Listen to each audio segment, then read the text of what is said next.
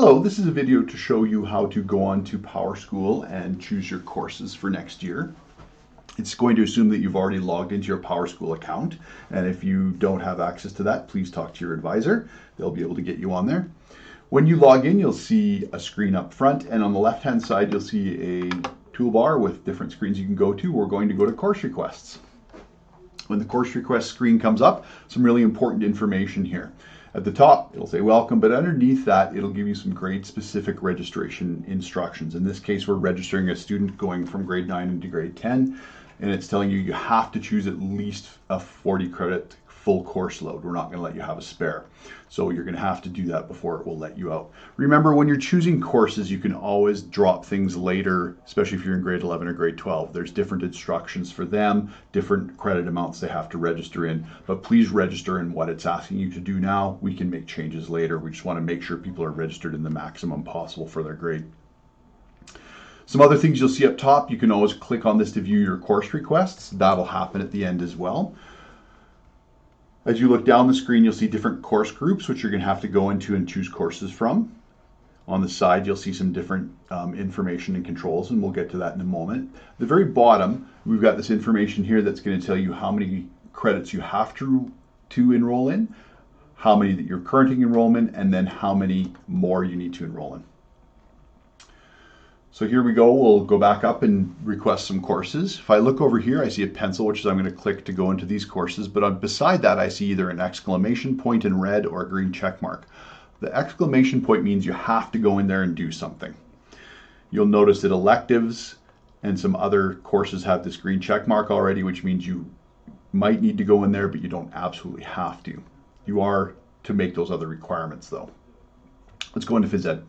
Once we click on a screen, there's some other important information in here. It'll give you some information at the top of this course group. Take a look at that. Really important to pay attention to is at the bottom here, there's only one page for this course group, so I don't have to worry about clicking to other pages. But when we get to electives, you're going to see multiple pages that you're going to want to go through.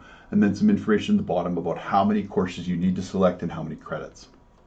In this case, I can only select one of these courses. I'm going to look through and make sure I look at the prerequisite notes, make sure that all of that is making sense to me and I'm doing what I should do. So for example, this first class here is only for knowledge and employability students, so I'm not going to choose that. But if I look in all of them, it's going to tell for phys ed in grade 10, it's going to register me in comm as well.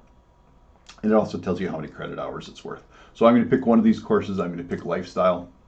I'm going to do that. Notice when I choose a course, it shows up here as what I've chosen. Next one, I'm going to do some English courses. Again, I'm going to look at the prerequisites. In this case, again, I'm only going to choose one course. So I'm going to select English 10-2. I'm going to do the same thing for social. I'm going to go in here, only one page again. Going to social 10-1. I'm going to go into here, science. Again, I'm going to make a choice. Math, same thing. Read my prerequisites, choose the course I want to choose. Now, electives, I have to choose some electives. Before we get to electives, the ESL courses, these are for English language learners. You can choose some here. They will go towards your electives credits, but you don't have to choose anything in this box, and most people won't. I'm going to go into electives. And this is where it gets a little bit longer. You'll notice that there's actually 3 pages of electives I can choose here. This is also where it gets really important to look at the number of credits that each course is worth, because some are going to be worth different. And in this case, I must choose at least 3 electives. Remember, I have to have a full course load. You can choose more because band and choir, we're looking at, as usual, offering it at lunchtime or at flex. So you may actually have it in addition, extra additional credits. I'm going to go through and I'm going to choose 3 courses. Let's say I'm interested in band and art. And let me see, next page. Oh, I'm looking down here. Wow, this course is worth 20 credits. Then I read and go, this is for K&E knowledge and employability students, and it will fulfill all of those credit requirements. So in that case, you only have to choose that one course. I can go down, maybe I'm interested in legal studies, and the next one, I'm going to choose yoga. Hit OK. All right, so look there. I've got my 4 courses chosen. Now's a good time to check the credits at the bottom. I've already requested 46 credit hours, so I can't actually request any more credit hours. All of my check boxes are filled. So I go, hey, maybe I'm done.